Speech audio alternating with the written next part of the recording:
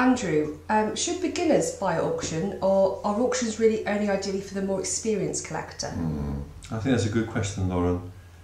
I think beginners could use auction, there's nothing wrong. I remember when I was I remember in my teens I went to some stamp auctions and I found them to be intimidating. I think there is still a cachet, intimidating is the right word, even now for stamp collectors to think about, do I go to a public auction or not?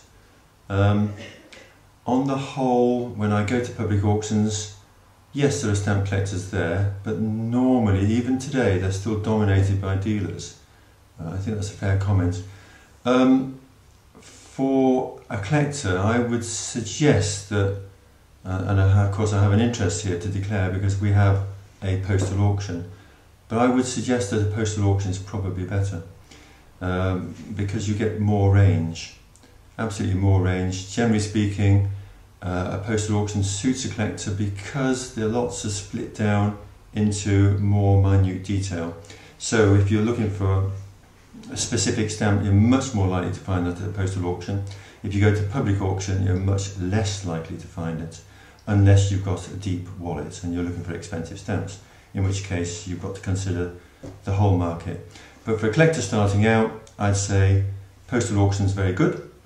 You're going to get, on the whole, what's described. It's going to be honest, it's going to be decent, it's going to be fair. And if you look around, there's a reasonable number of postal auctions that do not have a buyer's premium.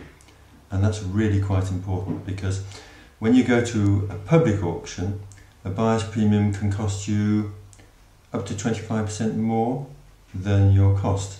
So shall we say you spend, for sake of argument, £100 at a public auction, your invoice could be £125. Now if you do that by post or on the internet with a public auction, your invoice could be £135 by the time your goods are delivered. £35 extra, postage, VAT, buyer's premium, payment by credit card is utterly horrendous. Whereas most postal auctions will be much more reasonable. Some, like us, have no buyer's premium whatsoever. Others do have a buyer's premium, but on the whole, postal auctions' buyer's premiums are more modest. And generally speaking, if you're dealing with a good postal auction, it's guaranteed. So with us, it doesn't matter what's wrong. You bid on the wrong lot, send it back. We don't care. We just want your business because you're a good client to us. Whereas public auctions, most of them say if you bid on the wrong lot, you're in big trouble. Simple as that. You make a mistake, buyer beware, your problem. They won't take things back. They won't address your issues in the same way that a postal auction will, in my opinion.